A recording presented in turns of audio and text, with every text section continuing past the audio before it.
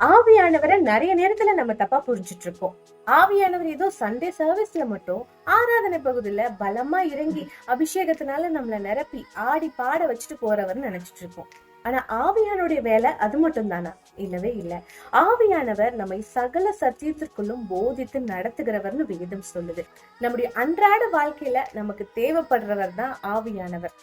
ஆவியானவர் அபிஷேகத்துக்குள்ள மட்டும் நம்மள நிறைக்கிறது கிடையாது. இதுதான் வழி, இதுல போ, இதுல போகாத, இந்த காரியத்தை செய், இந்த காரியத்தை செய்யாத, எங்க பேசணுமோ அங்க பேசு, எங்க பேசக்கூடாதோ அங்க பேசாத, மன்னிப்பு கேட்க வேண்டிய இடத்துல மன்னிப்பு கேளு, இப்படின்னு நம்முடைய பாவங்கள், நம்முடைய கரைகள், நம்முடைய சுயங்கள் எல்லாவற்றையும் சுட்டி காட்டி நம்மள நடத்துகிறவர் தான் ஆவியானவர்.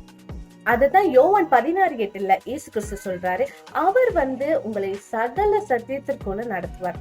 அவர் பாவம்னா என்னது, நியாய தீர்ப்புனா என்னது, நீதினா என்னது என்று சொல்லி நம்மை கண்டித்து உணர்த்துவாராம். நாம் தவறு செய்யும் போதெல்லாம் நம்மை கண்டித்து, இது தவறுமா, இப்படி பண்ணாத அப்படின்னு நமக்குள்ள ஒரு உணர்வு வருது இல்லையா, அத ஆவியானவர் தான் ஏற்படுத்துறாரு அப்படின்றத மறந்துடாது.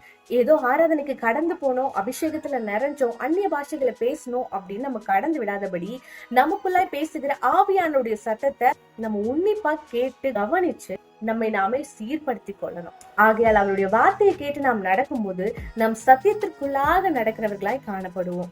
ஆவியானவருடைய சத்தத்தை கேளுங்க, சத்தியத்துக்குள்ளாக நடக்குங்க.